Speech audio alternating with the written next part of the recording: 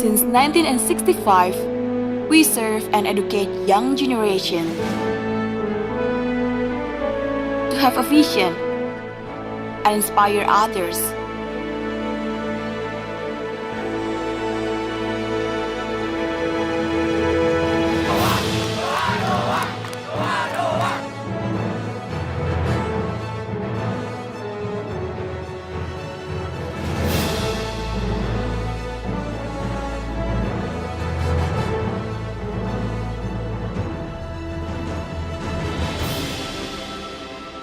Here, we make sure to have a complete supportive system to strengthen and support the learning process and atmosphere for the young generations to create great stories.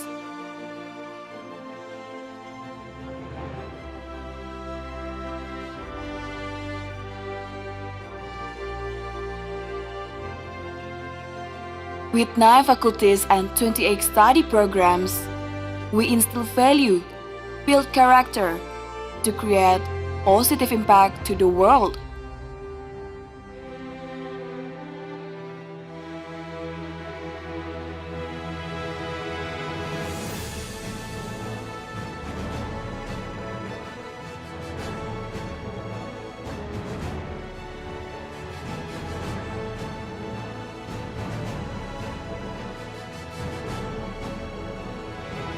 We continue to establish national and international relationships in academic and industrial field, in research and comparative studies to ensure you to have the best learning experience here.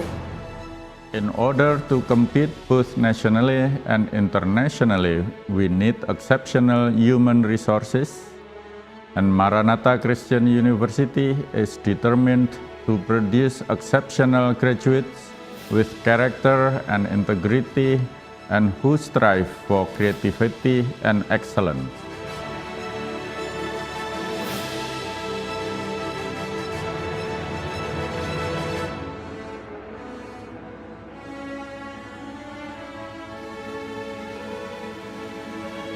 We choose to inspire the world and to inspire you so that you can inspire others.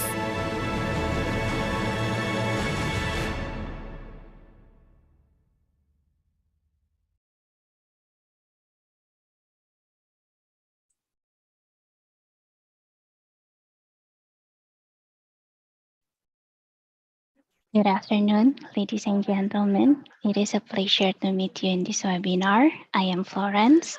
On behalf of Industrial Engineering Department, Maranatha Christian University, I would like to extend a warm welcome to all of you. Welcome to the second part of the webinar series from Design and Computation Laboratory, entitled UI with UX from the perspective of user requirement, in collaboration with Yanshi University, Taiwan. In this webinar series, we will have discussions more about user interface with user experience. I would like to greet and personally welcome our respectable participants from Universitas Kristen Maranatha, the Chairwoman of Industrial Engineering Department, Ms. Christina, and also the Head of Design and Computation Laboratory, Ms. Winda Halim, and also the faculty members of Industrial Engineering Department and other departments from Universitas Kristen Maranatha, also from Yanshi University, the professor, also our guest speaker today, Dr. Chieh Ju Juang, also the representative from Global Affairs Office, also representative of international students from Yanshi University, Mr. Dipta Purwadaria. Welcome. It is an honor to have you here with us. In order to have a conducive environment during the session, I would like to seek for your cooperation in completing this seminar. Please kindly mute your microphones, especially during the speech. Also, please turn on your camera so that we can get to know each other better. We also welcome your questions in the chat room provided, either in English or Bahasa. So before we start our program, I would like to invite Miss Milena to lead us in a prayer.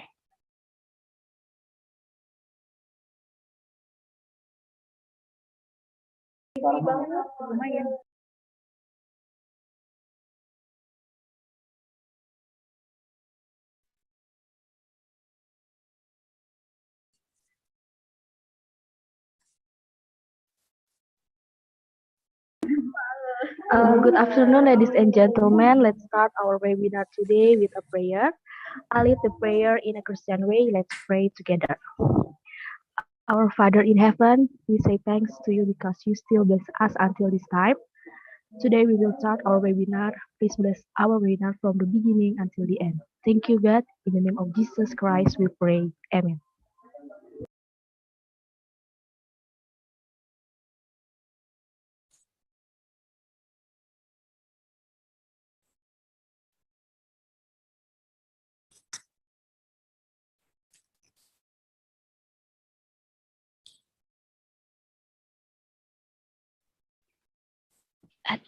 Thank you, Miss Milena, for leading us in prayer. To begin with, I would like to invite the head of Design and Computation Laboratory, Kepala Laboratorium Perancangan dan Komputasi, Miss Winda Halim, to give an opening remarks. Okay, thank you, Ms. Flora. Good afternoon, dear respectable guests, colleagues, and students. Welcome. Thank you for joining our second webinar held by Design and Computation Laboratory, Universitas Maranatha, in cooperation with Yuan University. I would like to thank our guest speaker, Professor Huang, for your time to share the knowledge about UI with UX from the perspective of user requirement. And then I would like to once again thanks to Mr. Andrijanto as moderator, Mr. Dipta who arranged this cooperation with YCU, and also Ms. Florence, and last but not least with its committee member for support and effort in the making of this event. Hopefully we will all be able to gain a better insight through this webinar. So enjoy and have a good time. Thank you. Thank you, Ms. Florence. Thank you, Ms. Winda, for the wonderful remarks. Without further ado, let me introduce the representative of international students in YZU, Mr. Dipta Purwadarya, to provide an introduction to Yanshi University. Okay. Good afternoon. Selamat siang semuanya. Suara saya terdengar dengan baik ya? Oke, sambil saya share screen saya ya. Oke, sebentar. Oke. First of all, I'm really sorry that I'm not gonna speak in English in here, but I'm going to use the Indonesian language because most of the participants will be the people from my country. So to promote this campus, I will use Indonesian language. Oke. Jadi semuanya di sini sebentar saja saya meminta waktu teman-teman dan saudara-saudara sekalian untuk memperkenalkan kampus Yuan University, di mana Yuan University ini merupakan kampus yang berada di negara Taiwan. Oke, pertama-tama perkenalkan, saya Dipta Divakarapius Purwadarya atau biasa dipanggil Dipta, merupakan graduate student di Departemen Information Communication Yuan University. Juga saya merupakan representatif dari General Affairs Office ataupun International Office yang ada di YZU ini. Jika nanti teman-teman atau saudara-saudara ada yang berminat untuk melanjutkan studinya atau ingin tahu lebih banyak mengenai YZU, itu saya sudah sediakan line, IG, dan FB, juga email saya. Feel free kalau mau bertanya mengenai masalah studi di YZU. Bisa bertanya dalam bahasa Inggris, bahasa Indonesia, maupun bahasa Mandarin, atau bahasa lainnya. Akan saya coba untuk jawab pertanyaan dari teman-teman sekalian. Oke. Yang akan saya bahas cuma sedikit aja, sebenarnya terlihat banyak, tapi sebenarnya sedikit aja karena waktu yang diberikan tidak begitu banyak.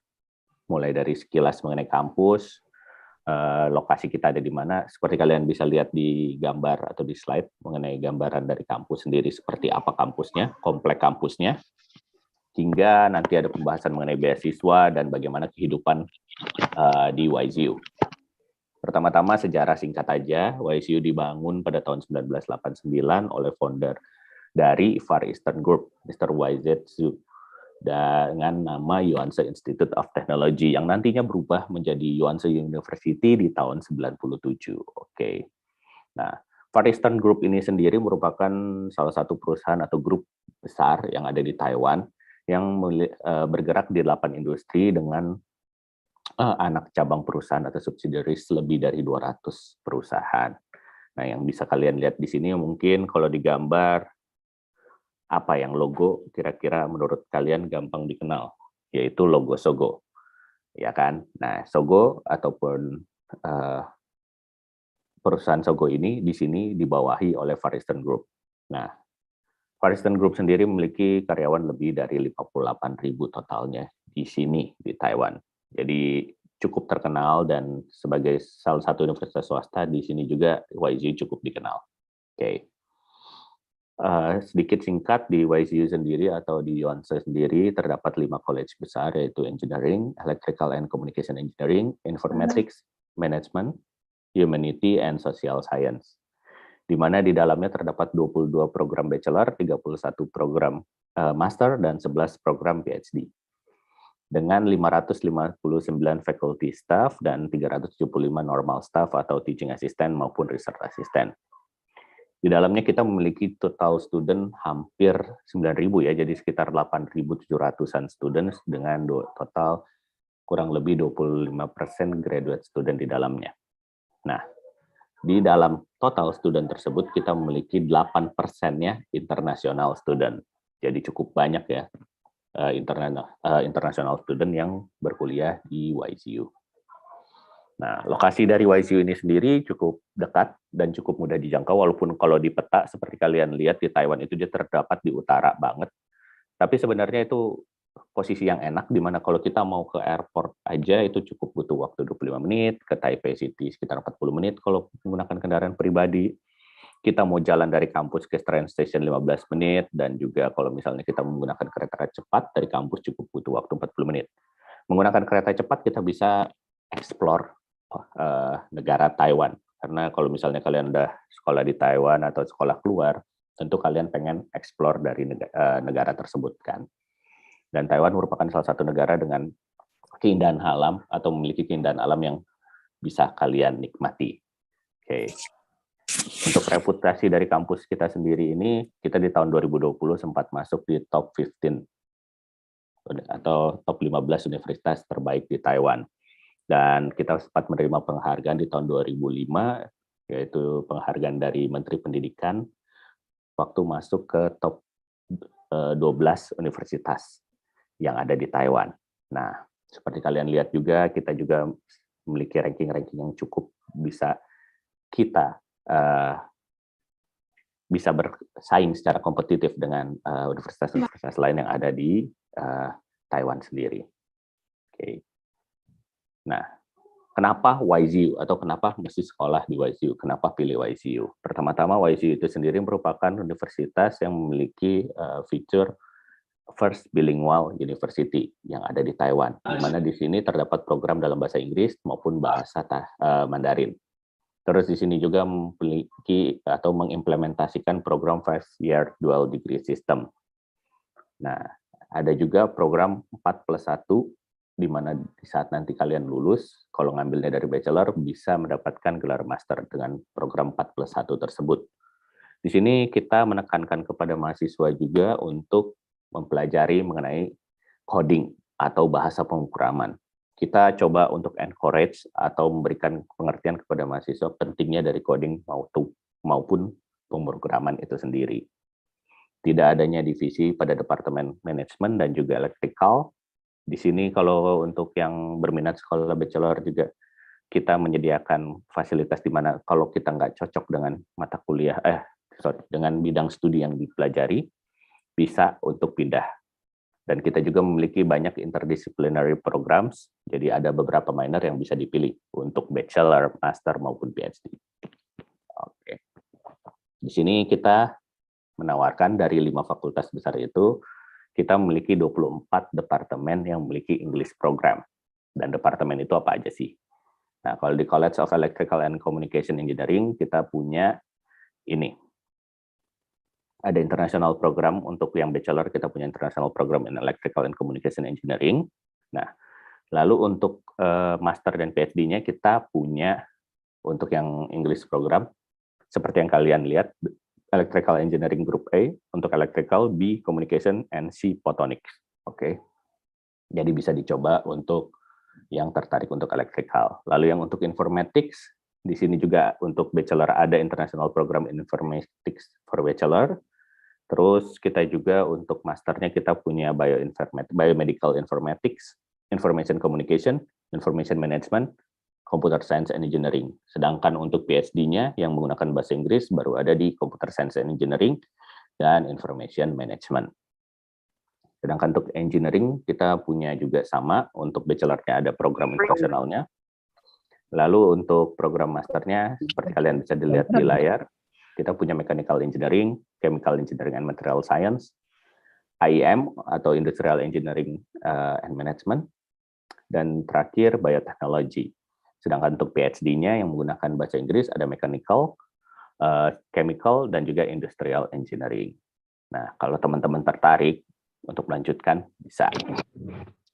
Sedangkan untuk manajemennya kita memiliki beberapa, menawarkan juga beberapa di sini, di mana kita ada GMBA, Global Master of Business Administration, untuk bachelor-nya juga ada, Bachelor of Business Administration, dan untuk PhD sebenarnya ada satu program baru, di mana program untuk Business Administration PhD juga, tapi belum ditambahkan di sini. Itu baru dibuka sekitar tahun kemarin. Lalu untuk Humanities and Social Science, kita punya di sini beberapa juga. Ada Bachelor in Strategic Communication, terus untuk masternya kita punya Linguistik, Foreign Language and Applied Linguistic, terus Social and Policy Science, Art and Design, dan juga Philosophy in Cultural Industry and Cultural Policy. Jadi sebenarnya pilihan untuk yang didaftarkan itu banyak. Jadi untuk teman-teman yang ingin melanjutkan untuk perkuliahan di sini, bisa dipilih jurusan mana yang kalian tertarik. Oke. Tak lupa juga di kampus juga, karena kita termasuk kampus yang lebih mengarah ke research university, kita menyediakan banyak research center. Seperti yang kalian bisa lihat di layar, kita punya AI Innovation Center, Big Data and Digital Convergence Center, Communication Research Center, dan lainnya. Masih banyak banget. Di sini tempat-tempat atau lab-lab dengan penelitian yang berbeda-beda, dan itu sangat menarik. Nah, tentu saja kita juga di saat kita menawarkan atau mengajak kalian semua untuk datang ke sini, kita juga menawarkan beasiswa. Beasiswa macam apa sih yang ada di kampus ini? Dari YZU Scholarship sendiri terdapat 3 macam beasiswa untuk anak bachelor, master, dan PhD. Di mana bachelor sendiri beasiswanya itu untuk tuition fee-nya dimulai dari 20 sampai 100%. Nah, untuk master sama 20 sampai 100% plus stipend atau monthly allowance atau uang bulanan sebesar 6.000 NTD atau sekitar kurang lebih 3 juta rupiah. Lalu untuk PhD sendiri ya tuition fee-nya 100%. Jadi kalau kalian ingin melanjutkan doktoral kalian ke sini, nah kalian bisa lihat tuition fee-nya 100% dibiayai kampus. Lalu terdapat juga stipend atau monthly allowance atau biaya bulanan sebesar 8.000 atau kurang lebih 4 juta rupiah, dan ditambah dengan RA salary by advisor. RA salary ini apa? Research Assistant Salary. Atau di saat kalian nantinya udah menjadi murid, sebenarnya ini nggak cuma di PhD ya, di master student juga kalian akan memiliki satu privilege di mana kalian bisa mendapatkan uang tambahan dengan mengerjakan proyek atau menjadi asisten di bidang penelitian terhadap pembimbing kalian. Nah, itu bisa mendapatkan uang tambahan yang berbeda-beda jumlahnya tergantung dari masing-masing lab ataupun pembimbing kalian gitu. Dan selain itu kalian juga punya kesempatan untuk menjadi teaching assistant atau TA. Nah, itu juga memiliki gaji yang berbeda. Oke, jadi sebenarnya fasilitas yang ada ataupun pemasukan yang ada cukup, tinggal gimana kalian mengakalinya. Dan selain itu di luar dari beasiswa, kalian juga bisa melakukan pekerjaan part-time nantinya. Nah, YC sendiri juga memiliki kerjasama dengan berbagai universitas yang ada di dunia. Dan seperti kita ketahui di tahun 2021 saja kita sudah hampir memiliki 300 kerjasama atau MOU dengan berbagai universitas di dunia, dengan 45 dual degree programs yang telah berhasil diciptakan. Nah, perkuliahan di kampus YC itu seperti apa? Ini gedung-gedung yang kita miliki, yang seperti kalian melihat di gambar, di mana terdapat building 1, building 2, 3, 5, 6, dan 7. Kenapa nggak ada building 4? Karena di sini angka 4 terkesan seperti atau terdengar seperti angka yang kurang baik atau memiliki arti seperti mati, sehingga jarang ditemukan ada angka 4 di sini. Untuk masing-masing dari kegunaan dan fungsionalitas building kalian bisa lihat di layar ya.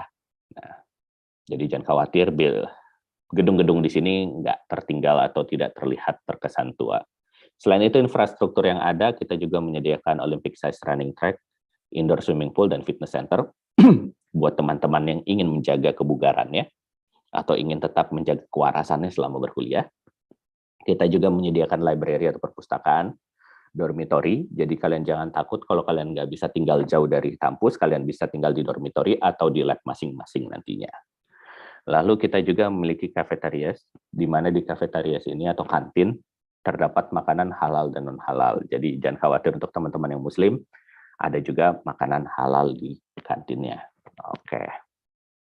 Untuk anak-anak internasional sendiri kita memiliki banyak kegiatan-kegiatan di mana salah satunya kita memiliki fasilitas berupa Global Hub, jadi anak-anak internasional bisa bersosialisasi, berkumpul di Global Hub itu. Terus kita punya prayer room atau musyola untuk teman-teman yang muslim, body program, di mana kita bisa bersosialisasi bersama anak-anak lokal atau orang-orang Taiwan secara langsung. Untuk teman-teman yang suka sepak bola, internasional football club ada. Dan untuk 4 kegiatan di bawahnya, foto di bawahnya itu merupakan kegiatan-kegiatan bersama international student, di mana kita sering kali merayakan kegiatan ataupun acara-acara atau event-event dari negara-negara lain. Contohnya seperti Holy Festival Celebration dari India. Kita juga mengadakan Muslim Culture Day atau kadang-kadang Lebaran bersama. Terus kita juga mengadakan pesta barbecue bersama-sama teman-teman yang ada atau teman-teman internasional. Dan yang paling terakhir merupakan salah satu event yang cukup besar dan paling sering diminati oleh orang-orang, yaitu International Food Festival, di mana kita akan menyajikan makanan-makanan dari berbagai negara yang bisa dinikmati oleh teman-teman sekalian. Oke, ini contoh gambaran kegiatan perkuliahan di mana kita coba juga men-encourage mahasiswa di sini untuk menjadi lebih aktif. Jadi kalau seperti sekarang mungkin di Indonesia kalian merupakan mahasiswa yang pasif, di sini kita akan coba mengajarkan kalian untuk menjadi pribadi yang lebih aktif.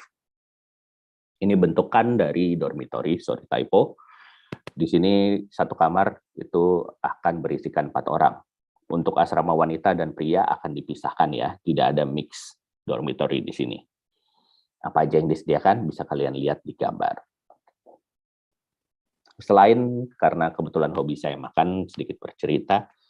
Untuk teman-teman yang berpikir, oh di kantin tuh makanannya itu aja kan bosan, jangan takut, di luaran kampus, sama aja kayak kita kalau di Indonesia, banyak juga makanan yang bisa dijajakan atau yang bisa kita nikmati di luar kampus, dan itu banyak banget, dari yang halal dan non-halal. Jadi buat teman-teman yang muslim pun, jangan kembali lagi, jangan takut, karena banyak tersedia makanan-makanan yang bisa disesuaikan.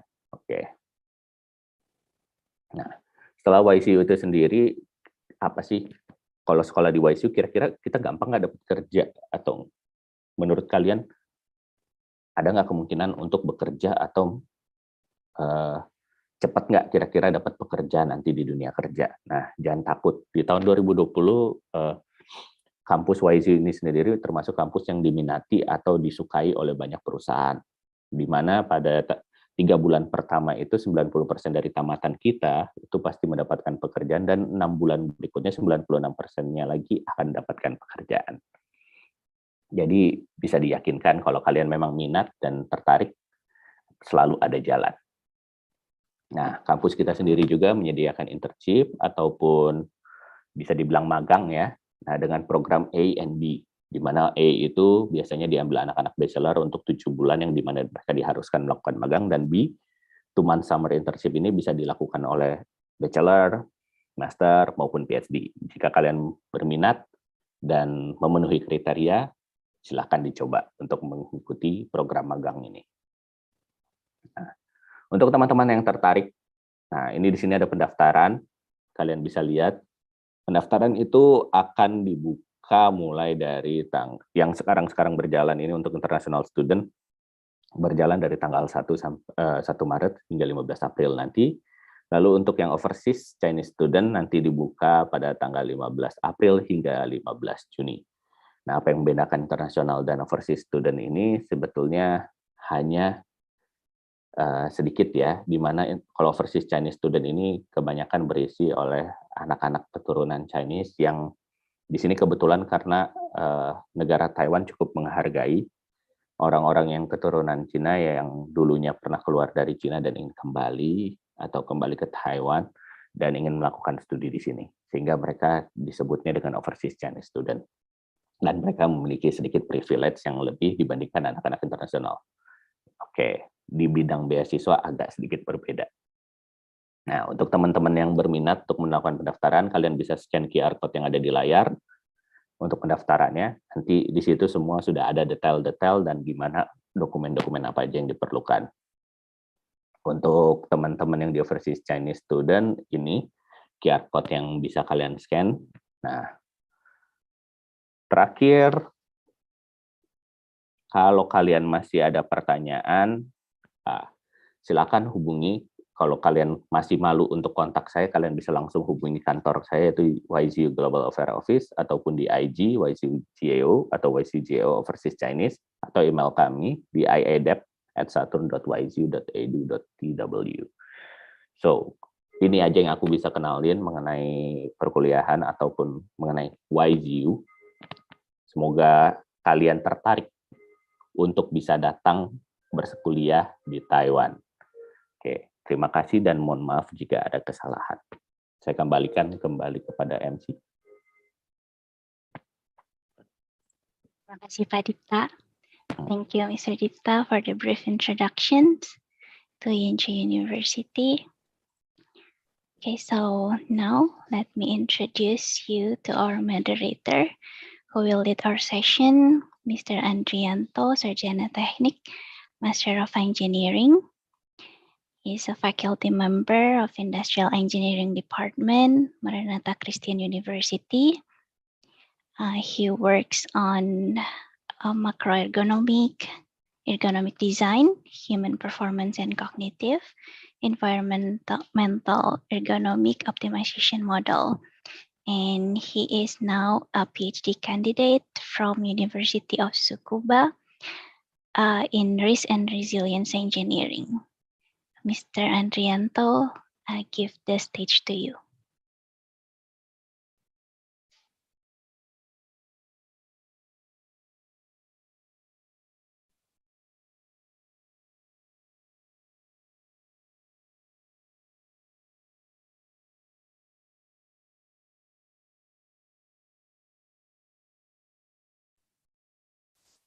Can you hear my voice?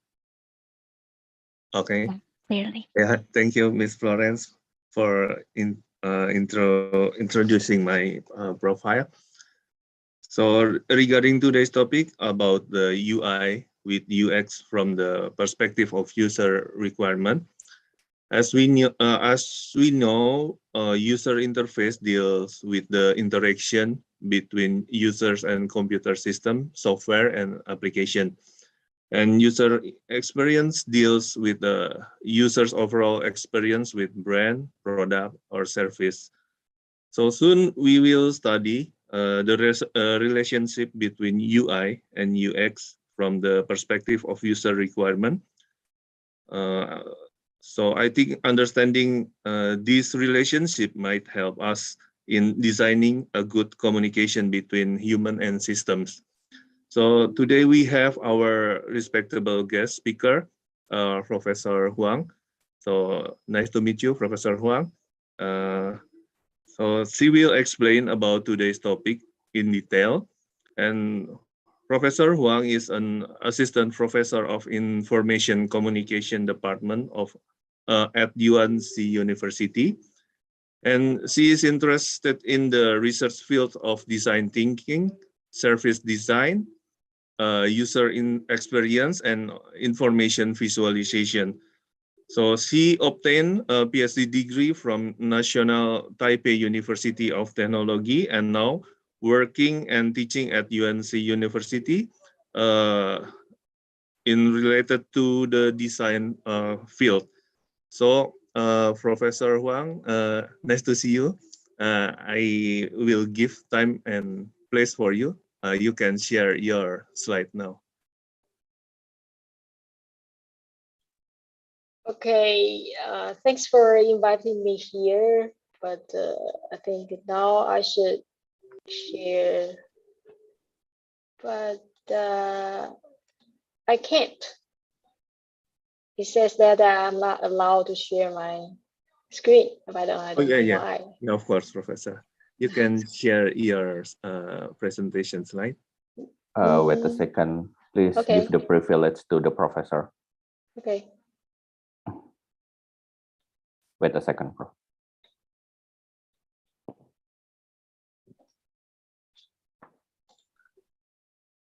Okay, you can try it, Prof. Okay, let me see. Okay. Can you guys see what I'm sharing right now? Yeah, we can see your slide, Professor. Okay, that's awesome. Okay, today I would like to talk about user experience design, but I think it's more focusing on user interface, especially from the perspective of user requirement. I think I could be like you just give the brief introduction for me, so I won't go through for it. But it remind me that because you guys just speak in Indonesia, that I think that's a good experience when we speak Chinese, and I think our international students just like me, because we couldn't understand what we are talking about, and but I think that's a good experience for me right now, because I know how to, sometimes they will feel embarrassed because they cannot understand what is going on. So I will think about it. Okay, let's go through for this. There will be 3 different topics for what I'm going to say. First one will be the user experience design from journey, and the second one will be the apps, and the third one will be the system. I kind of like change the topic a little bit because I think we don't have much time, but it is okay. And the first one will be like the user experience design from journey. But actually, I think it's for the trip. I want to take the case study from Grab. I know that in Indonesia, you guys have a lot of this kind of related service, just like Grab, and also you have Uber. And in Taiwan, we have we just have Uber if you like to take a taxi during your trip. But apparently in Taiwan, just like you can see from the slide you showed before, that actually Taiwan is a small island, and if we would like to go to other place, we will be probably like, if you are in a big city, we will be like take a public transportation system such as bus or metro. And for me, I would like to take the car because I will drive or I will ride a scooters for that. But if I'm a foreigner in Taiwan, or I'm a foreigner to other country, I think it is a good example to think about how is the user experience during the trip when you want to get a cab, or you want to be like asking for the service for driving us to some other place. And I think that I don't know. Do you have? I think you guys have Grab, but I haven't been Indonesia to take Grab. I haven't been Indonesia like several years ago, but I haven't taken Grab before in Indonesia. But I have a experience for taking Grab, so I would like to talk about it in advance. So everybody knows that Grab is like it's a technology company, just like Uber. They provide this kind of a service, and then we know that because it's built up on the app, but actually they provide a service in real environment. So we could say that it's a good example, not just like Uber, to provide a service online to offline. And of course, because in some particular countries or in some particular places, Grab or Uber, I don't know in Indonesia, but Grab, they provide that you can be like take a motorcycle. But in Taiwan, we don't provide a motorcycle. We just provide cars. And of course, we have like you can be like ask someone to deliver the grocery or the food. But in Taiwan, we have other solution for just like it was calling that Uber Eats. So you can be like it probably because it was the experience like 5 or 6 years ago when I go to Vietnam, Ho Chi Minh City, and because I'm a foreigner and I cannot, I don't know I don't know anyone over there, and I cannot recognize the language or even the typography. So that's the way I think is the only solution if I would like to go from many other places. So when I try to be like, that's what I'm taking. I was taking a picture. It's very interesting experience because I was using Grab to take the photo of the Grab motorcycle. So it's kind of interesting to share this kind of this experience because well, you can see that I don't know it is the same or not, but I can see in that time there a lot of Grab motorcycle over there, but you can see they wear the jacket with the mark of Grab, and it remind us if you need this kind of a service, maybe you should call the Grab. And but I would like to go for this one, but I don't think. Okay. See, this is what I was taken. I was taking the pictures from that trip. That this is the first screen when I start to use the Grab to be like get the driver. Get a car to pick me up from the airport. And as you can see, when I get a position, and I could know the cars nearby me, and I can choose any one of them. And the second one be like when I ask the driver to pick me up. Actually, during the process, he's trying to drop off a passenger in advance. And the third one will be like. When a car is arriving my place, and the driver will be like send a notification for me, and the dialogue screen will be pop up. There will be a notification and pop up the dialogue screen and shows that he's arriving there, and maybe ask me to I don't know to meet him at any kind of a corner or something. And the fourth one will be like it's very interesting, right?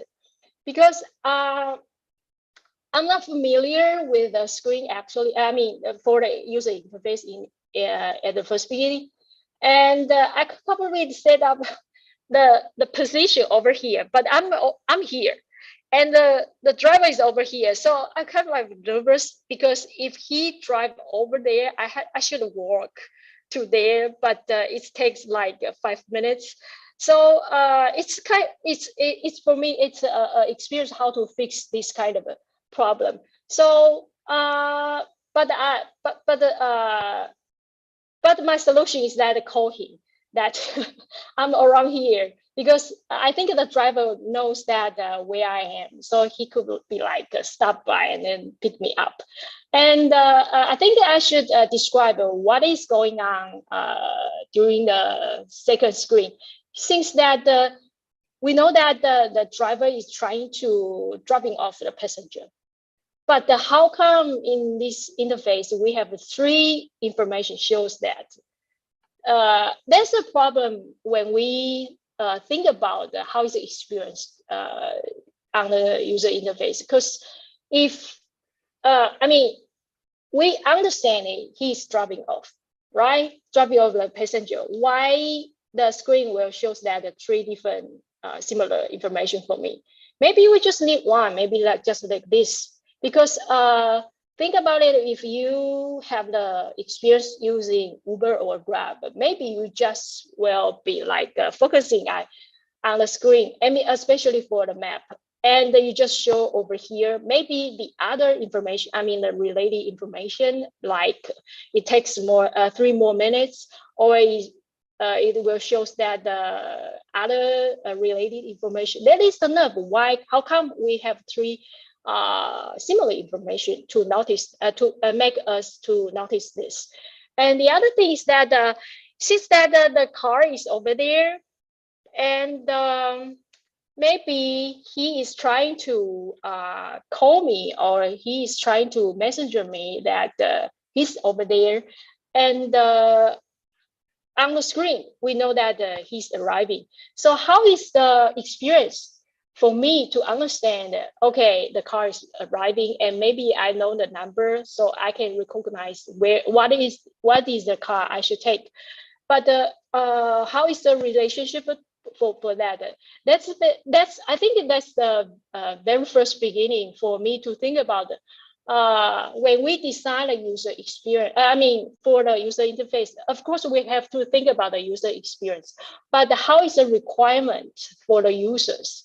And how is the problem when we having this kind of experience for this? I mean, during experiencing this. So I think that's a very interesting start for me, because when I start to do the user interface, I just care about. I mean, in many years ago, I just care about how is the layout. I want to make it beautiful, and I would like to make it like. Good looking, and I would like to make the color schema for that. But I won't take it very seriously. How is the relationship between the behaviors, the experience, and even the interface? How to connect them together? And the other thing I would like to that everybody knows that, because I just did some interview, no matter in Vietnam in that time or recently when I take Uber cars in Taipei. I would like to ask them like, I will ask the drivers, the Uber or the Grab driver, I'll ask them, which kind of map would you use during your when you provide a service? Do you use Grab or Uber map, or you would like to take a look from the Google map?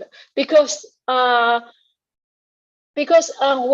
my experience in Vietnam, or even my experience in Taipei, when I use Grab or Uber, sometimes the drivers will be like set up 2 mobile phones on their car.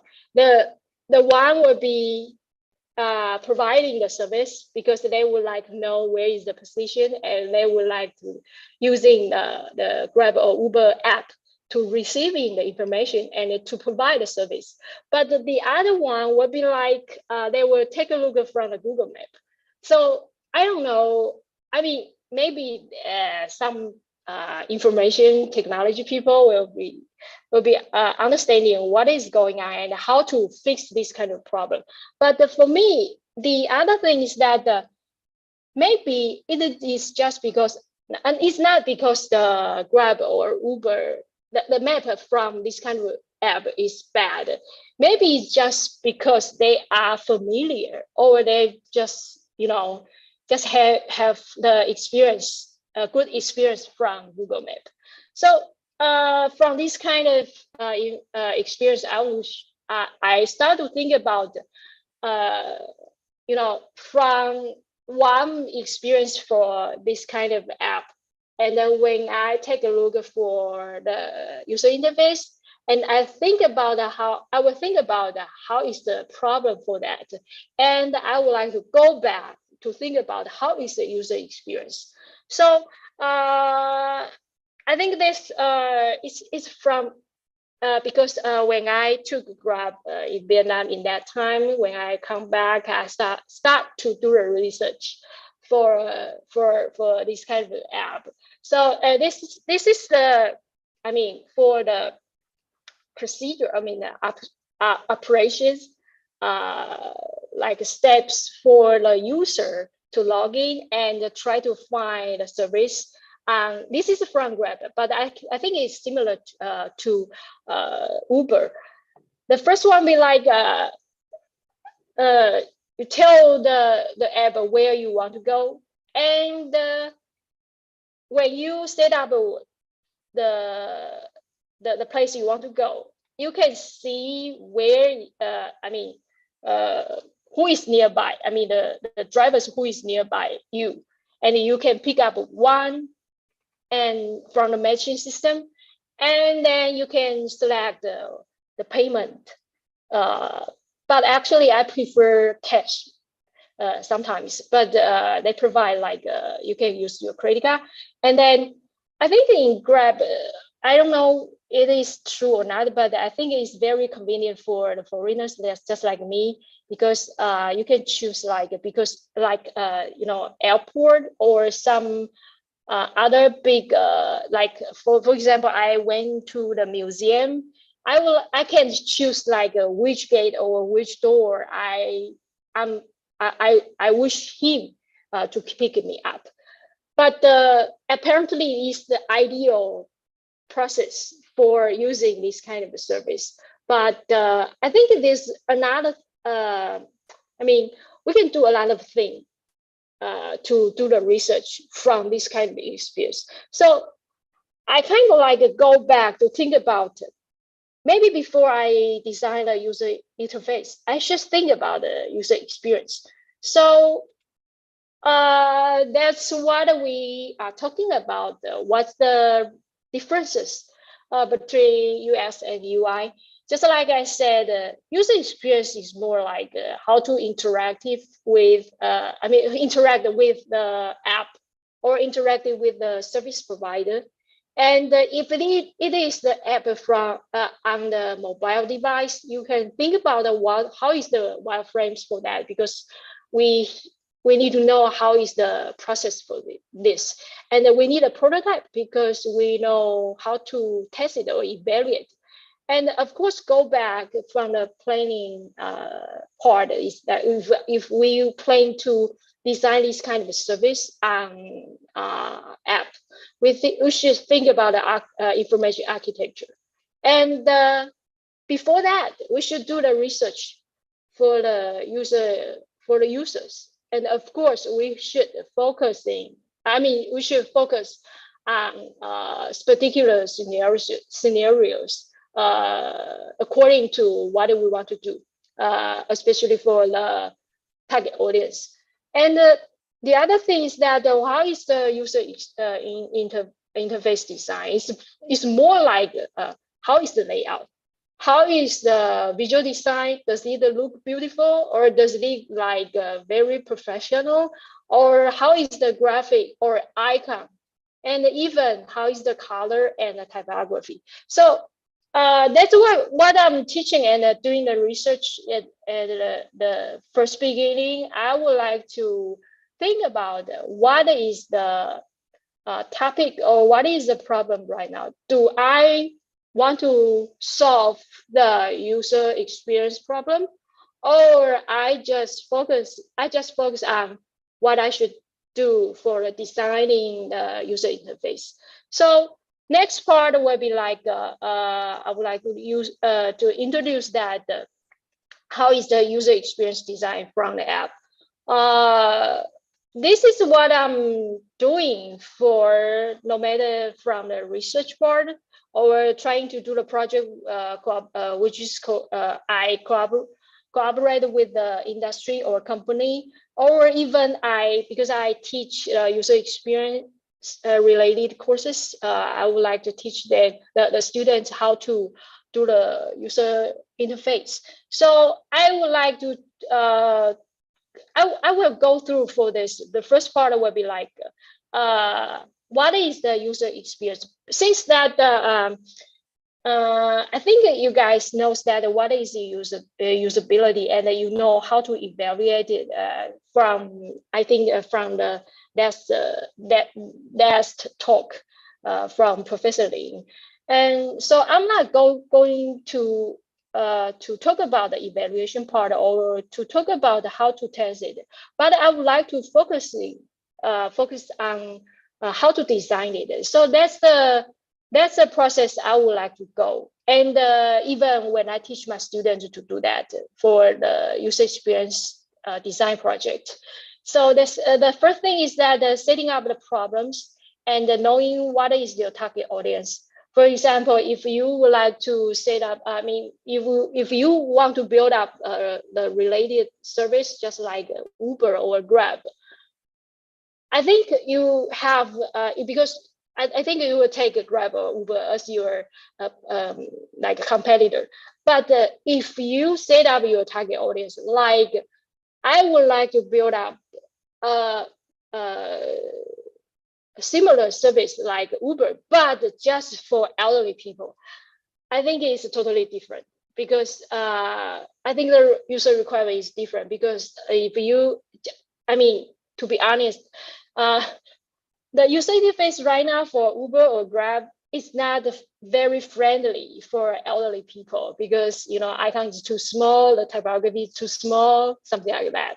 So we probably will set up like doing some interview for our target audience, and then we will set up like trying to design a persona.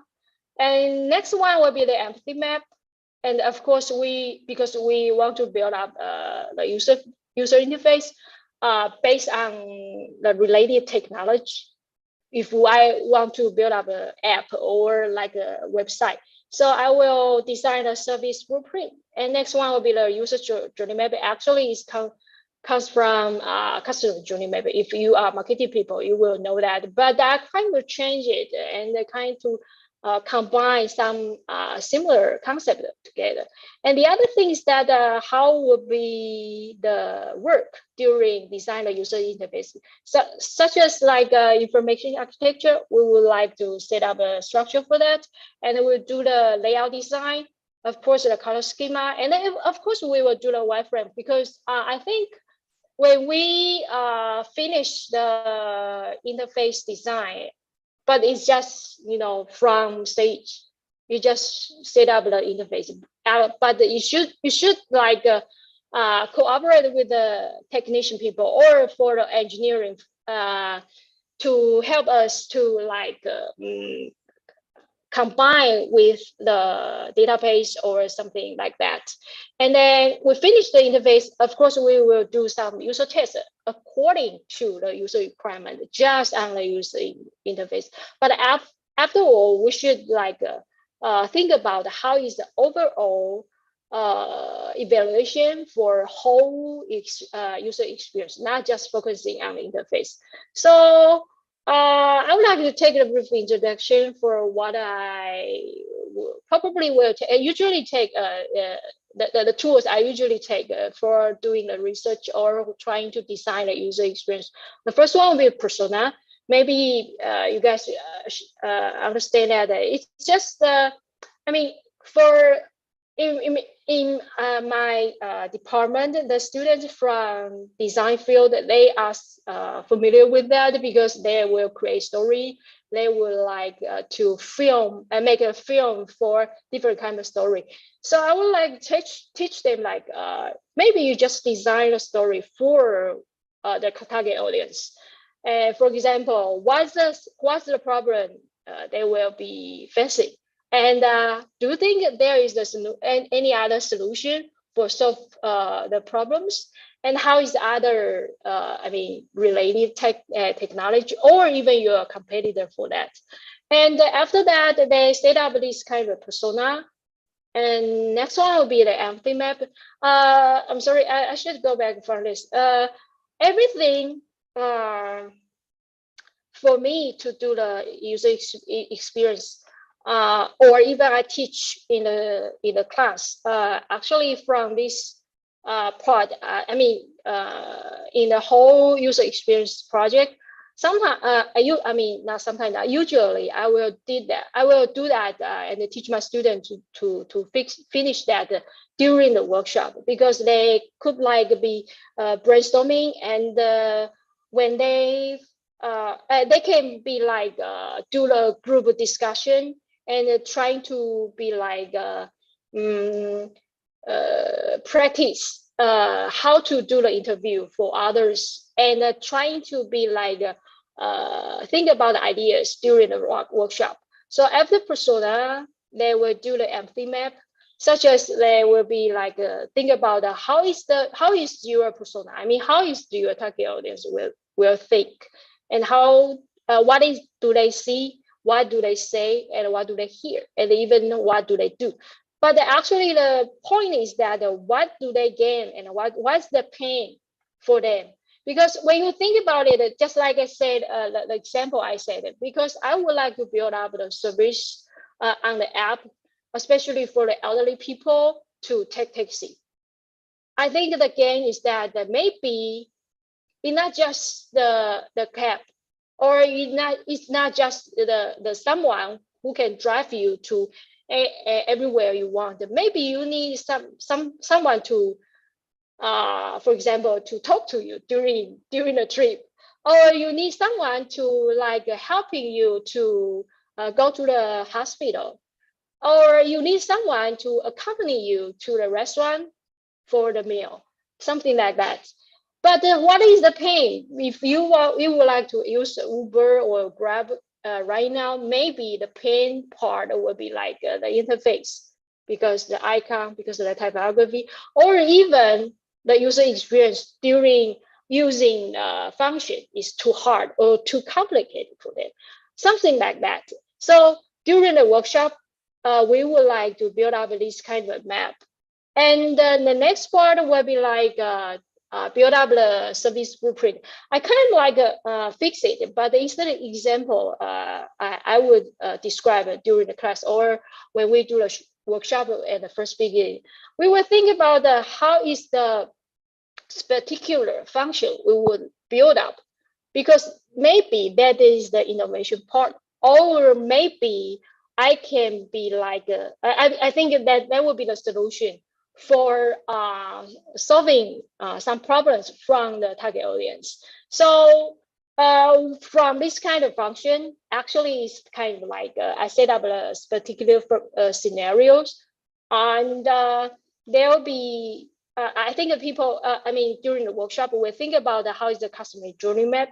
And of course, we will think about, I think this is very interesting part, because every time I lead the workshop or I teach in the class, the students or the people in the workshop they cannot understand what is the front stage, what is the back stage for that. But it's easy to describe from if you want to build up the app, because the front stage will be like the interface, and you know the buttons, and you know the icons, and you know the text field that you can fulfill, or even how is the how to find the information on the screen. And so we can describe this kind of information. on the interface. So they have to be like during this particular scenario, and we build up the customer journey. And during the process, we kind of like fix the icon or interface design according to each function for that. And of course, in the backstage, just like we connect a different kind of technology, we kind of like link to database, or we should link to some other system or platform to support the technology or to support the service. And of course, I think the support process here, actually, I will ask my students or ask the people in the workshop to think about who is a stakeholder during the process. For example, just like I said, if I would like to design a related service, like Uber for elderly people, maybe the stakeholder is not just the taxi driver or the platform from the company, but also we should like connect it to like security. I don't know, maybe we should connect to hospital because they probably need the service from hospital, something like that. So that's I think that would be very interesting to be creative, because if we need like innovation service, and of course I will be focusing on the user journey map. But the user journey map, we will kind of like combine the customer journey canvas with customer journey map together, because I would like to ask my student, or during the workshop I collaborate with other company, I would like to ask them to not just describe the process just in just write it down. I would like to ask them like a draw for whole process, because during you draw it, maybe you will think about how is the interface will be like, and maybe you will think about it during the when you design the interface, maybe you will think about how is the problem for that and how to solve it, and after that maybe you can think about how to combine or how to divide it and how to make it simple, or how to make it more professional according to this process. So that is very interesting, and I would like to share some works from my students. And the first one, I'm sorry that they are from Mandarin, but I would like to show you that maybe they will do some.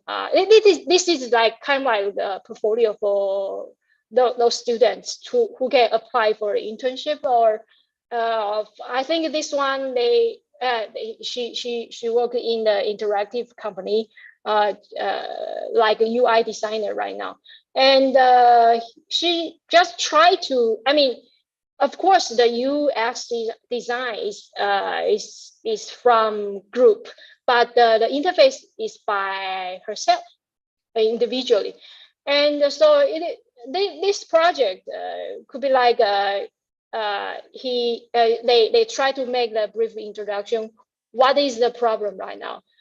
For example, in this maybe this app is for the people who want to learn different kind of courses, not focusing on what I mean, it's not his domain right now, but he would like to maybe like learn some different.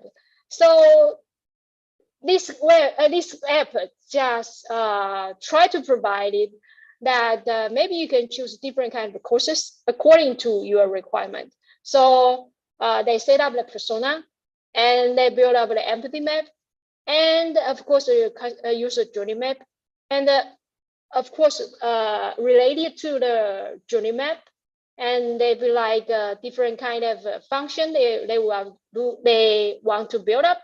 And of course, this is the backstage. What is the database? What is the technology? And then they build up the service blueprint. And after that, I think it is the most important things that based on this, they build up the design system, of course, the color schema and how to make it the icon more beautiful. And this is what they have done. And then because we are design field, so they will be like describe how is the proposal for the icon or for the whole layout design, and trying to describe why they want to set up this kind of a column, or why they put the icon in the footer, something like that, and even how to log in and then find courses they would be like to take, and maybe you can listen to the courses on the podcast and doing some test for that. Yeah, and after all, I asked them to do the poster, since that I would like to do I would like to ask them to do the presentation in public. So the next project is this one, and I'm not going to describe it very detailed, but you can see that from these courses, they try to be like set up this like a persona, service blueprint, or a customer journey map, and after all, they made up their individual user interface.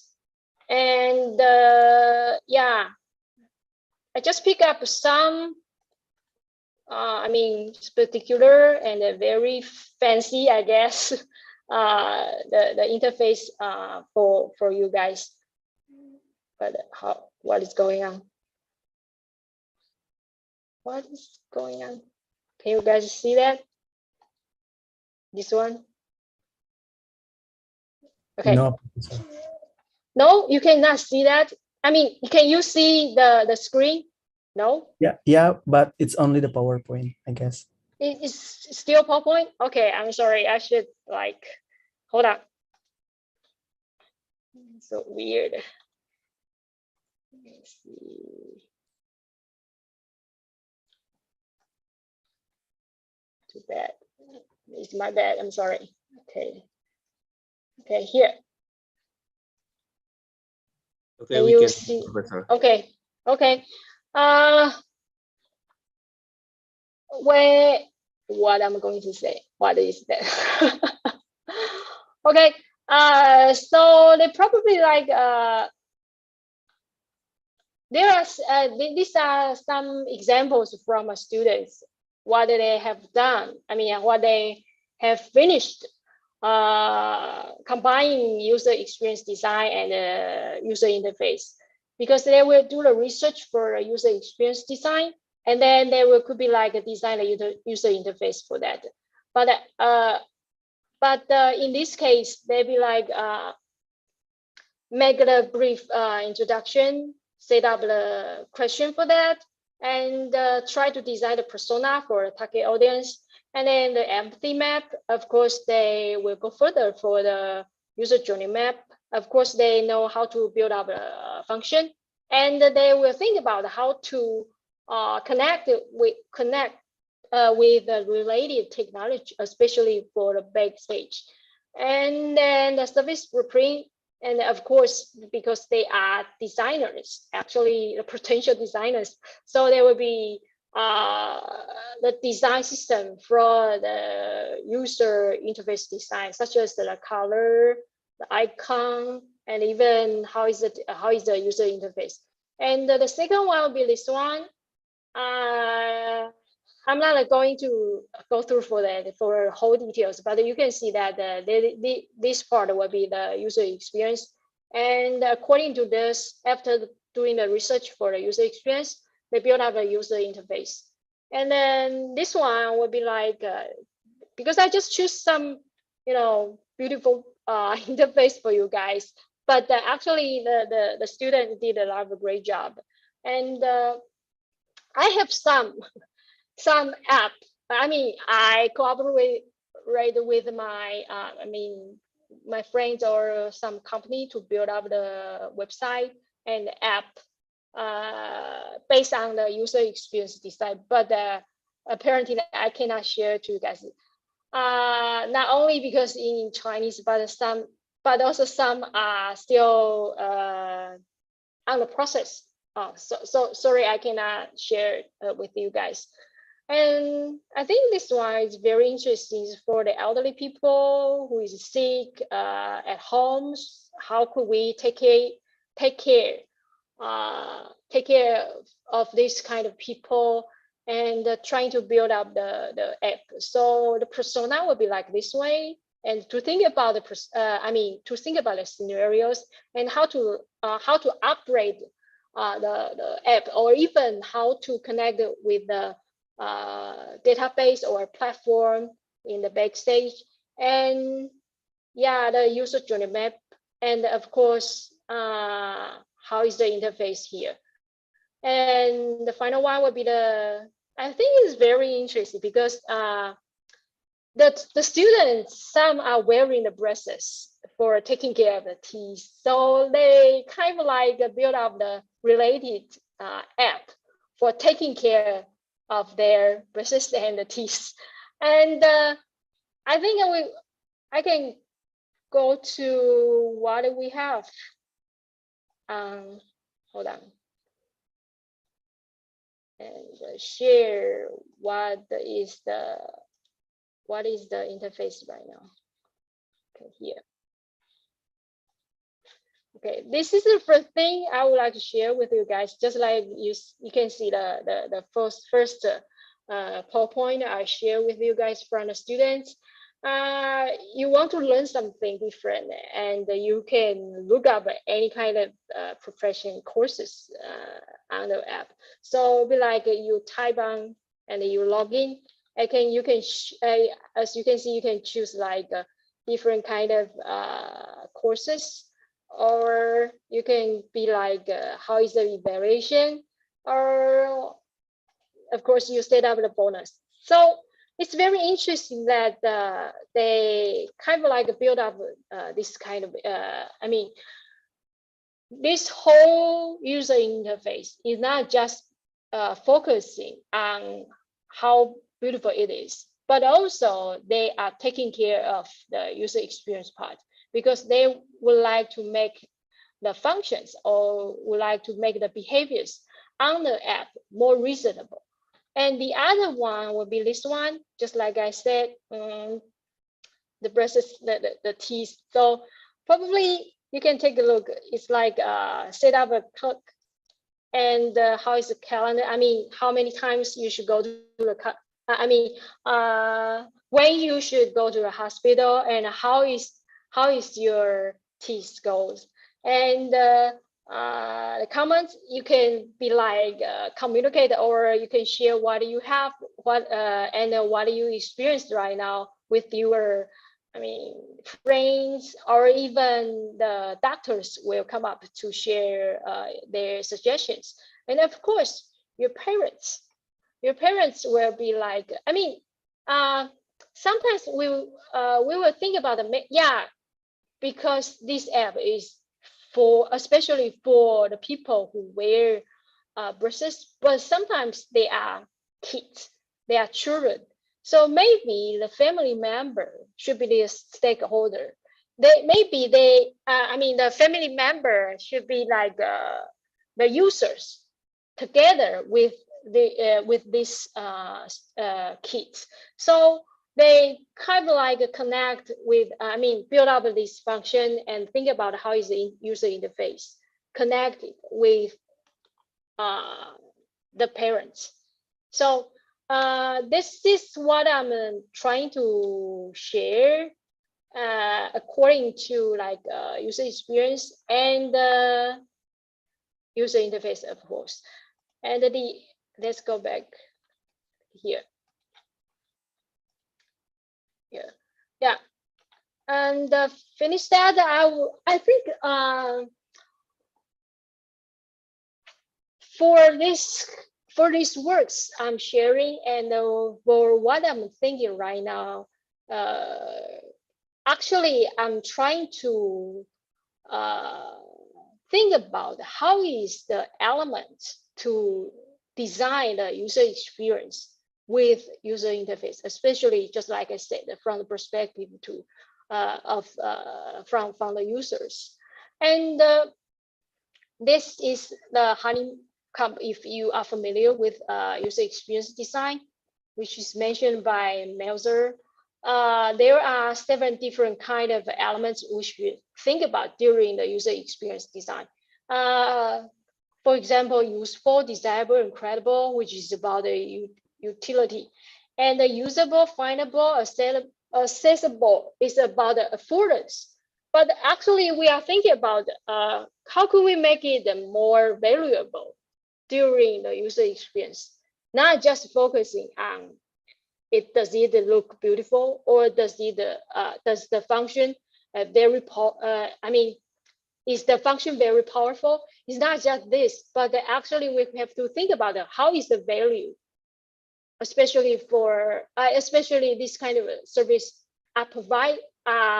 being provided to the customer or to the users.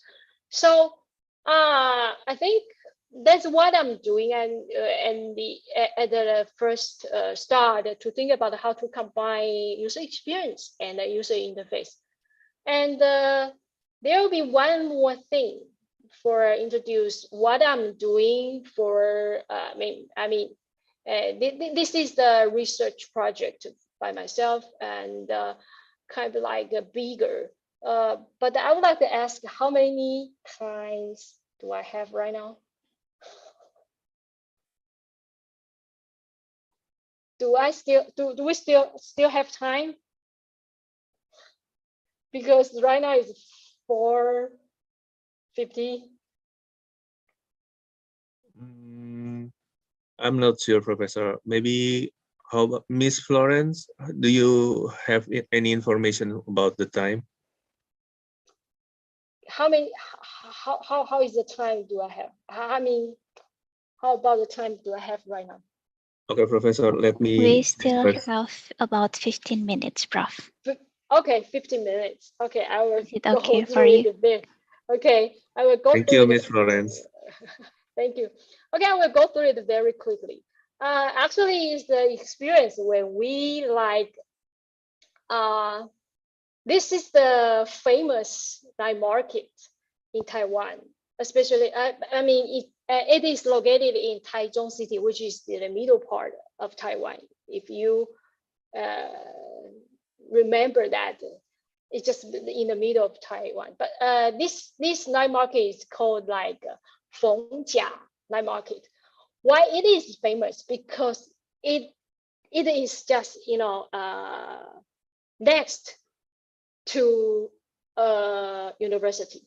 So that's the reason we will go to the night market very often if we live in the middle of Taiwan, because it's very big. The reason why it is big, because it's next to the university. As you know that if you try to investigate who is the target audience for night market, I think young people will be the most part of that. So I think when we talk about the night market, before COVID-19, that's what we have.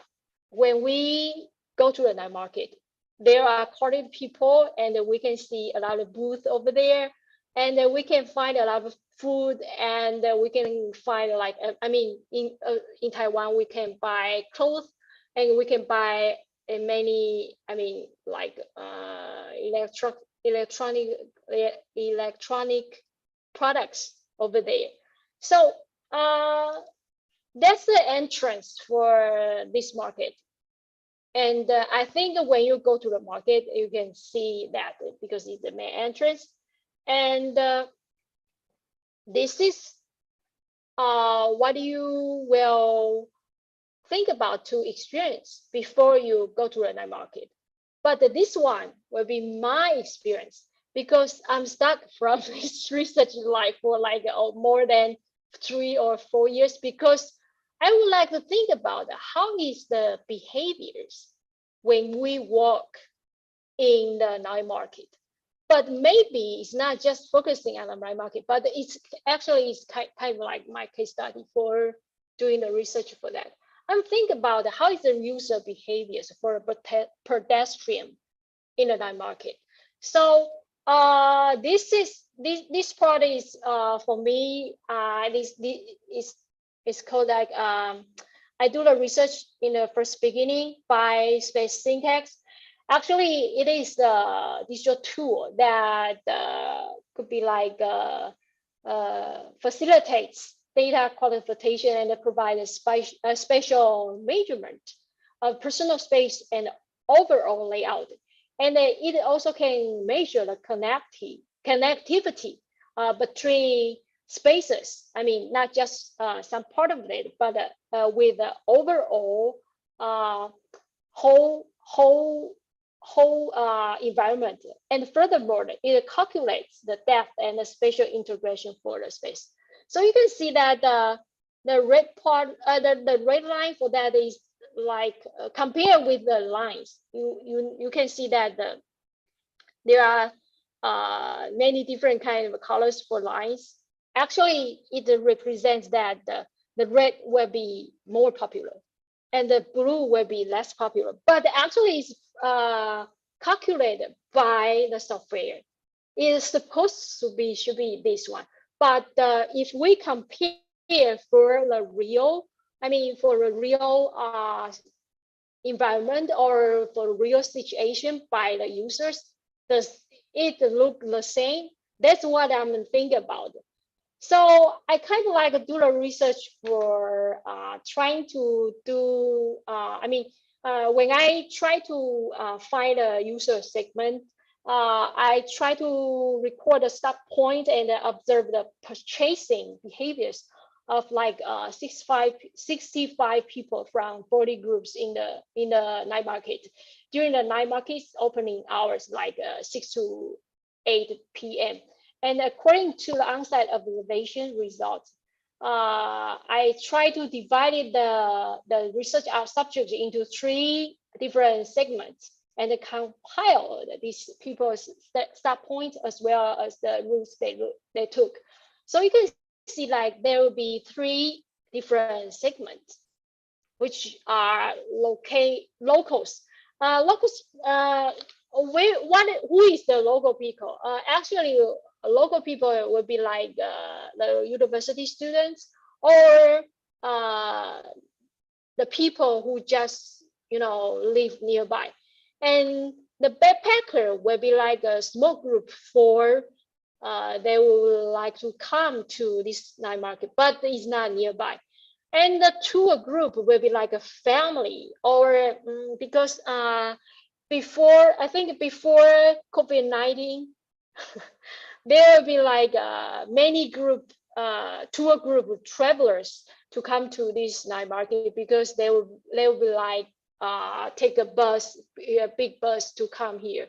And I'm not going to go through for the details, but you can see that they have special behaviors according to their personality or according to their purchasing characteristics.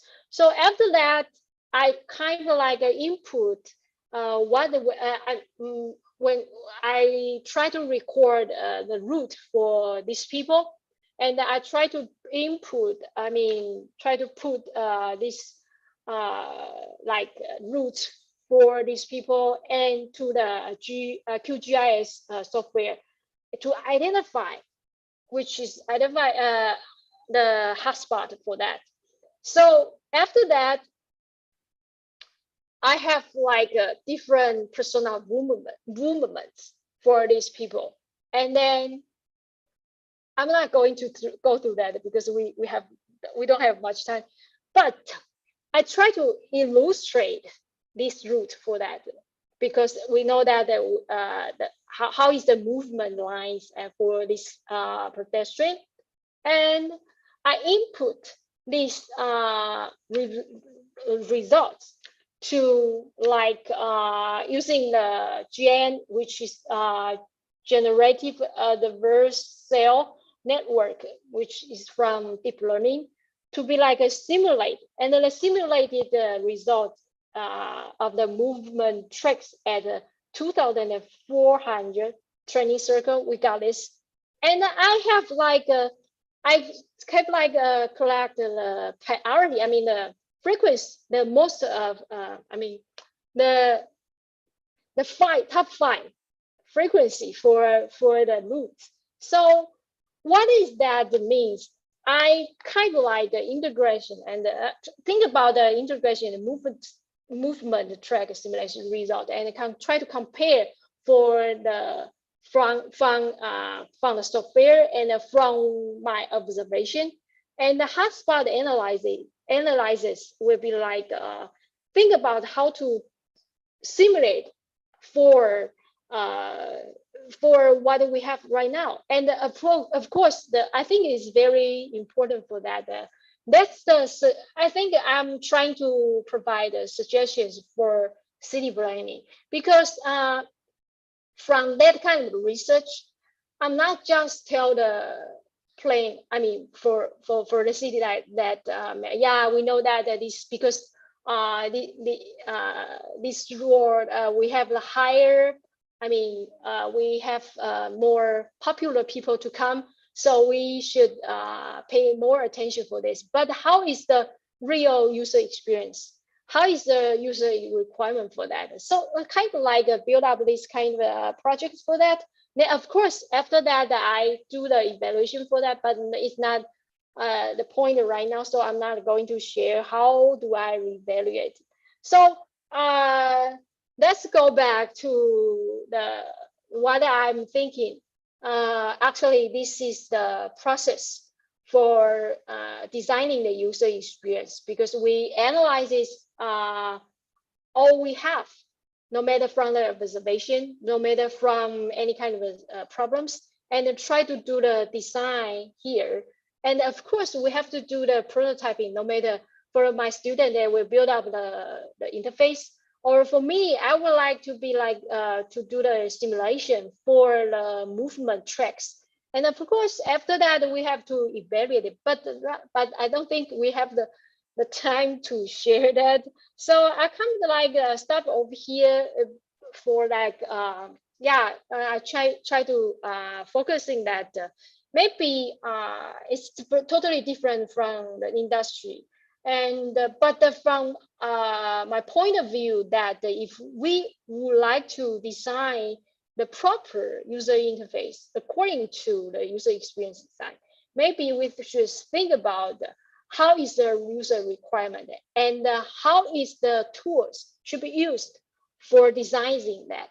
So I think that's the point I would like to share with you guys. And I think this is the end of my talk. Thank you for your listening. So thank you very much, Professor. It's very interesting. So I will open the question and answer session. So Okay. For audience, you can ask question to the professor directly. Please tell your name and also where are you come from. So you can also write your question in the chat, and I can read the question to professor. So are there any question? No would be better. I have question, Professor. So it's Yes. very interesting. So about the group project in your class. So Yes. you create the group project for your student, and then how they can find the maybe industry or from the personal purpose. Okay. Actually, in the first beginning, I would like to ask. There will be two different situations, because I would like to ask some of my friends from the industry. Maybe they build up the service, but based on the app, I will ask them to tell me what's the problem right now, or what's the solution you probably would like to build up. And so I will bring this kind of topic to my students. And the other thing is that some will choose this kind of, because it's more, reasonable to build up, because when you want to design your portfolio, this kind of app will be helpful for you to find a job. But the other thing is that some people are creative. They'll be like, say, hey, teacher, I don't like this one. So I will ask them like, maybe in some particular area, such as like, I will ask them, maybe you can do the entertainment, or you will want to build up the smart home service, you can do that. So it will be like I will divide two different tracks for them. They can choose, but I prefer that they could be like cooperate with the industry. But somehow, that because it's the students' work, sometimes it's not very practical. So during the workshop, I should help them and guide them to the proper direction. Otherwise, they will be like, go other track for that, and then there'll be no end. So it's very tough for me. But when I lead the workshop, especially with my students, it's very, very tired, because I would like to pay more attention for the workshop, but actually it's very helpful for the students. You see, each time when I have the class, it's like more than 70 people to take this class. So it'll be like a 70 user interface. And I will go for it to talk about each of them.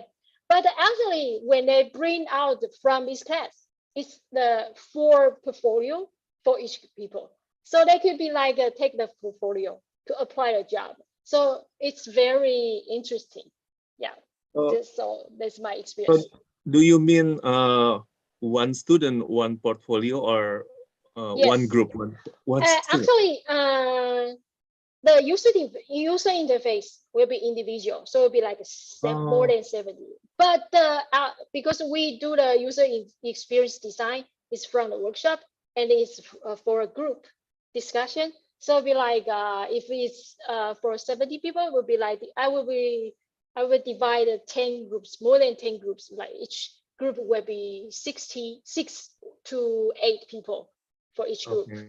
So the user experience design will be the group project, but the user interface design will be the individual.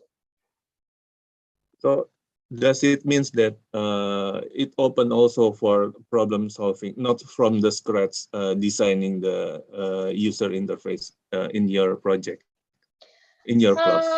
Actually, the user experience design, well, you can say that I designed a problem, because I will ask them to fix it, no matter which kind of track area they want to choose.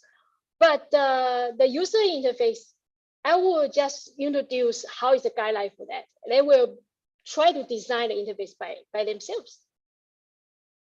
Okay. Yeah. Okay, please, Professor. Maybe there's anybody want to ask question to Professor?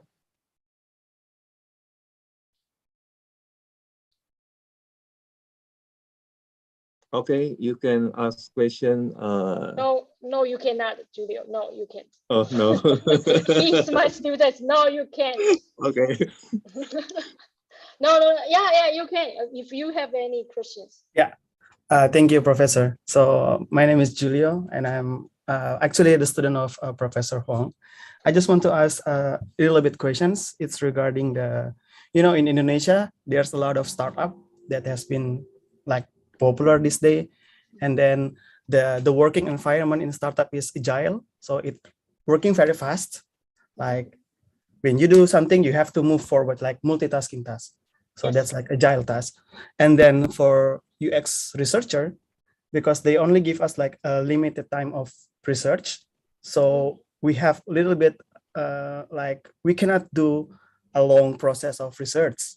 So we can only do like, okay, just only this, and this. And then it's very hard to find the best method for measure the user experience. So do you have any suggestion, like what is the best method, or probably like another tools that we can use in order for us to do fast research? Because I have know some like a competitive analysis or A/B testing, like to make it faster.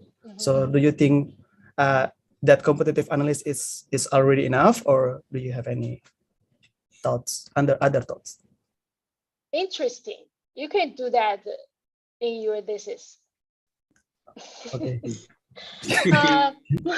From my point of view, that because I have some experience from industry, or for like what I would like to do for my research. Actually, just like you said, people will ask, maybe you should do it very, very quick. To be honest, right now I'm trying to helping the university, I mean, our university, to redesign the UI from the website. So I kind of like understanding what do you want to say, because they will be like quick. But how is the quick? And what is quick? Well, apparently from this kind of, I mean, in this kind of situation, I would like, just like you said, I will analyze what is the problem from the competitors. And I will analyze from my point of view, of course, but actually I still will do the interview, just quick interview. What is the problem for the target audience? And what is, new ideal user experience environment for you? And after that, maybe I could be like persuading the boss, or I don't know, my clients, to be like, okay, yeah, the people said that they need this, and how is the experience, and what's the problem from the user interface. So if you want to be quick, okay, maybe we can fix like this problem. But if you give some more time and more money, maybe I can think about like a beta version, delta, something like that. I would kind of like make a proposal for that, try to tell them what's the situation right now, and then they can be choose like if you just 3 months, 6 months, or over or 1 year for that. I think it's more it's a strategy for like to do the project, if you would like to go through for that. But actually, to be honest, in Taiwan, just the same in Indonesia, everybody just need to be quick, but it's very hard. If you want to do, if you want to, just like I said in the class, what we done is about for 6 months to build up the user experience and with the user interface. But it's just prototype for that. Just finish the interface from Figma or from Adobe XD, but we haven't connected with the technology. So it's kind of, for school, you can be like slow down and go for it in details. But in industry or in company, sometimes you need like make the plan for that to describe what is going on and what's the next step. And what's your suggestion for that? Yeah, that's it. Thank you, Professor, for your insight. Thank you. Thank you, Julio, for the question and also for the answer for Professor from chat room. So for Professor Huang, I am Sanya, and I would like to ask a question. Do you think the AI technology can improve UX in the near future? Well, I'm not an AI people because I'm not from technology part, but actually, just like I said, I use deep learning to simulate what I have right now for like, just like I presented the movement track from pedestrian. Of course, we know that the AI should be helpful for the user experience, but I think some big company like maybe I don't know, in some, I just read some articles or papers. They said that maybe they can be like do the simulation. For example, Tesla. I think it is from AI, yeah, because otherwise, how could you know how to drive, and how could you know how to improve the user experience? So I think it is very great to have AI to improve that. But I'm sorry, I'm not technical people, so I don't know how is the solution and how is going on for that. I'm sorry for that. Okay, regarding this question, Professor, I have one question. So does it mean that the UX will not consider about the technology? No. How do I say that? Technology. How do I say that? Only about the design, the appearance, and also how it works, and we can explain to the design, the programmer, and then they will technology, or only that part, or we also explain what kind of technology should be provided to make a good application, for the interface design. Well, in my case, well, from my point, I mean, I'm sorry, I cannot. I'm sorry, it's my bad. I cannot understand what is your question, but I think I try to describe it. In my experience, when I work, when I try to build up a user interface, especially for the app, of course, I will cooperate with the technician people, because I would like to know what is the limitation for that. And I should cooperate with them because I would like to know the information architecture, and I should know what I should get from the database, and what is the platform after all, especially for the service provider. And but it's very interesting that in our department we have a design. I mean, we divide into two groups. The one is design, and I'm the teacher for teaching design. And then we have another group which is about technology. So they will be learning like how to I don't know, the program. They know how to write a program for the website, and they know how to build out an app, collaborate with the technology, or even they know how to write a code for the app. So actually, in our department, we will ask two different groups, students, to cooperate with each other. So the next courses are related to my class. My course will be like how to write a program for the app. So they kind of like the designer build up the user interface, and they will ask the student from the technology. I mean, for the information. The engineering. They will be cooperating with each other to build up a real app. So actually, we are trying to do the interdisciplinary project together here. Yeah. Okay, thank you, Professor. I don't know. Do I answer your question? Yeah. You answer the question. Yeah, I understand. Okay. We have another question from chat room there. This is from Dino from Telkom University. So could you provide further explanation? Publikasi. Okay, variable is not a variable, right? Hello. Hello. Can you hear me? Yes, Professor. Okay. Yeah, I know this question. You are saying that variable and not variable. Actually, I'm saying that it's more variable. I think it would be better to describe in this kind of a situation.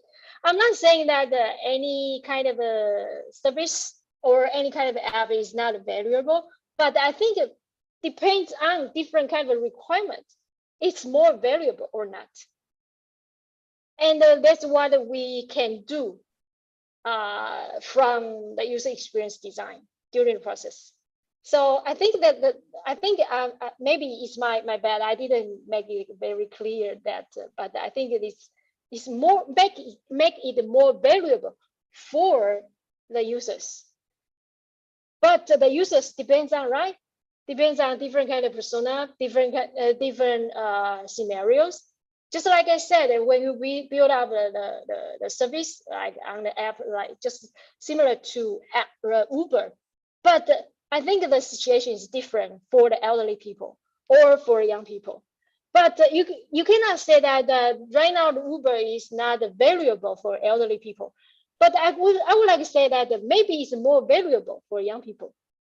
But elderly people will say that no, I cannot understand how to operate this. Just like this. Okay.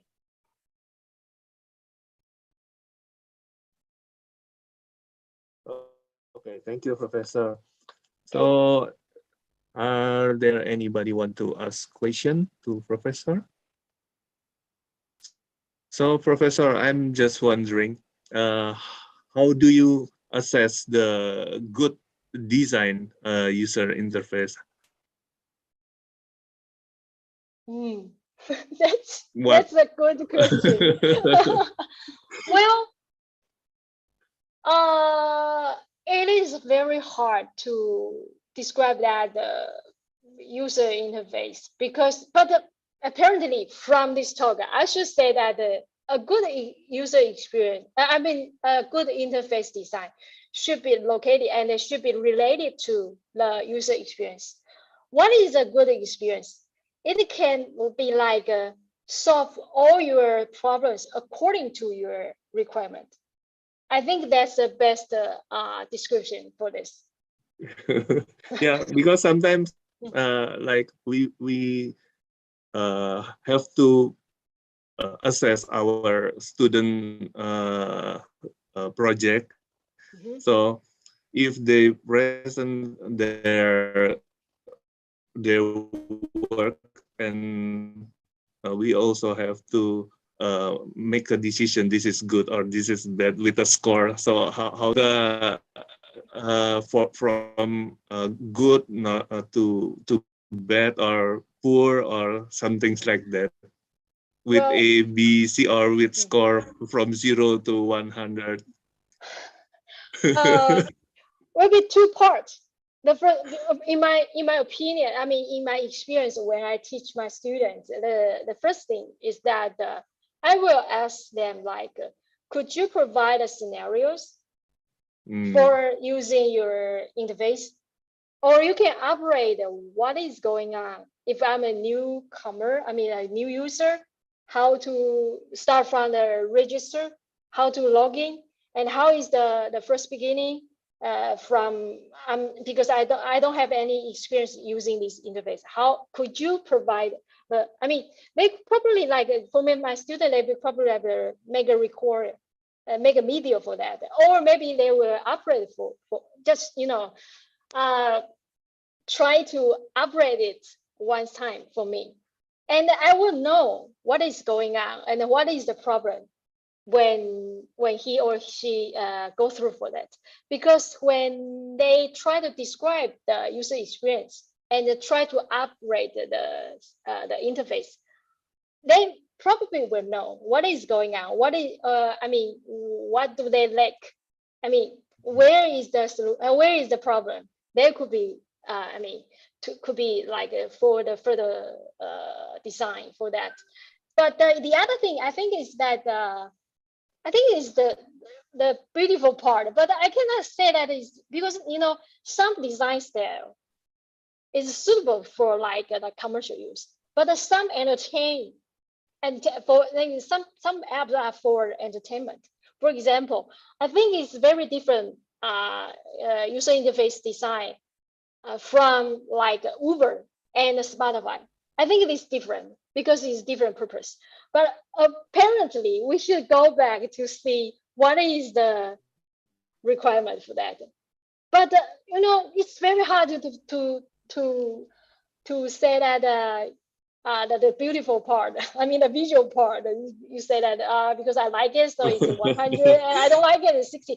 No, it's kind of hard. Yeah, So, me too. but it's kind of hard. But I think it's according to what kind of purpose you want to provide. I mean, what kind of function you want to provide during the app. So yeah, that's what I'm facing right now during my teaching experience. Yeah. Okay, thank you, Professor.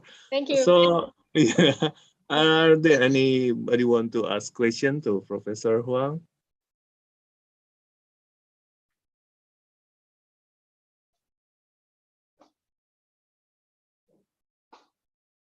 No questions? That'd be good. Thank you. Okay, thank you again for inviting me. It's my pleasure here. So, okay, I will. So if there's no other questions about this topic, I will close this session. So I would like to conclude this presentation. I will explain in Indonesian language. Sorry, Professor, because they're asked to explain in Indonesian. So saya akan buat resumenya di sini. Jadi dari presentasi tadi yang disampaikan dan juga dari tanya jawab. Jadi untuk desain UX itu kita akan fokus ke skenario-nya, ke story-nya gitu ya. Terus juga untuk melakukan itu kita perlu melakukan yang user research di sana untuk mencari siapa yang penggunanya di sana. Jadi bisa dengan interview, lalu ada beberapa tools tadi dijelaskan oleh Profesor menggunakan persona misalnya atau empty map dan sebagainya. Nanti juga ada service blueprint dari hasil UX tersebut. Lalu kemudian dari UI, di situ kita akan fokus ke arah interface desainnya, seperti warnanya atau layout-nya di situ. Ya, dan kita akan combine antara UX sama UI itu dalam bentuk sebuah prototype yang mungkin nanti akan bisa disajikan. Dan juga nanti ada penilaian dari valuable-nya, ya, bagaimana itu bisa mudah digunakan, mudah dipahami, juga itu akan merupakan bagian dari merancang menggunakan UX dan UI. Lalu juga kemudian ada faktor juga tadi teknologi yang perlu diperhatikan di sini. Sebaiknya juga ada kerjasama dengan misalnya yang akan membuat program tersebut, ya, misalnya technician atau programmer yang akan terlibat di sana sehingga kita bisa mengetahui batasannya sejauh mana kita bisa mengembangkan aplikasi yang ingin kita buat di sini. Kira-kira begitu rangkumannya. Terima kasih untuk perhatiannya. Dan saya akan kembalikan kepada Miss Florence. Thank you very much. Thank you, Mr. Andrijanto, for leading this session. As a token of our appreciation, we would like to present a certificate to Professor Chieh Ju Juang for giving us lecture today.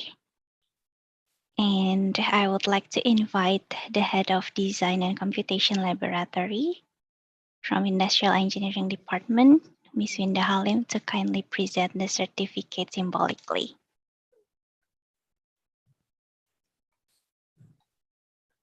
Okay, thank you very much, Prof. Huang, for the knowledge sharing for today. This is the certificate of appreciation. Thank you very much, Professor. Thank you. Member, could you please help us to take a picture? Okay, I will take the picture. 3, 2, 1. Okay, done. Shall we take a picture for all the participants today? Could you help us, Edwin? Thank you. And could you all turn on your camera so that we can see your face?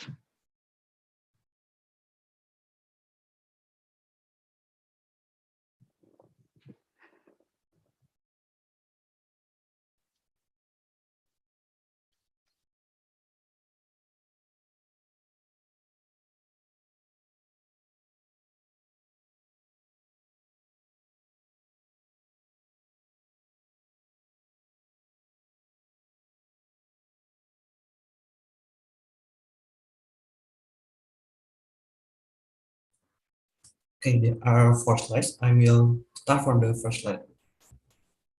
3, 2, 1.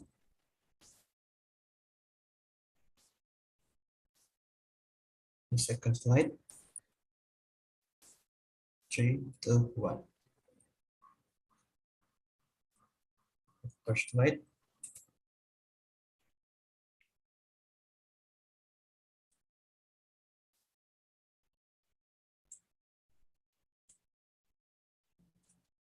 The last slide. Okay, done. Thank you, Mr. Edwin, for helping us.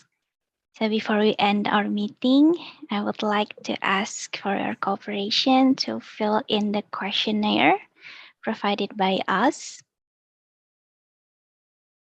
through this QR code or through the link provided. And the e-certificate for joining this webinar will be sent to your registered email in the questionnaire afterwards. Let's have 2 minutes to fill in this survey.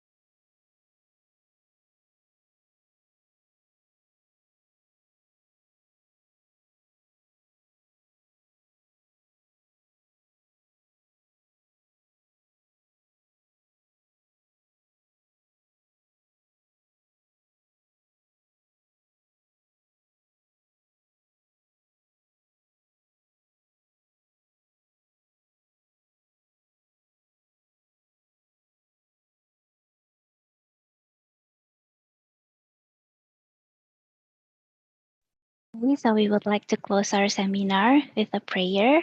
I would like to call upon Mr. Panji to lead us in a prayer.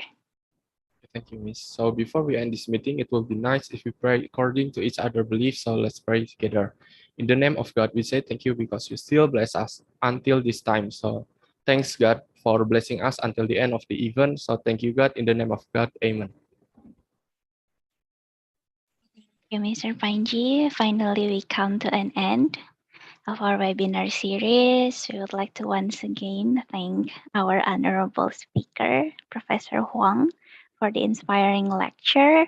Hopefully, this will be a fruitful event for everyone participating here. And thank you, Mr. Andrijanto, for leading us in the session today. And for everyone, thank you for having us. Stay safe and healthy. See you on our next events. We will be having more webinars incoming about related topics in the near future. Stay tuned. Thank you. Thank you. Okay, thank you and bye. Thank you, Professor Huang. Thank you, Thank you, Professor. Prof. Bye.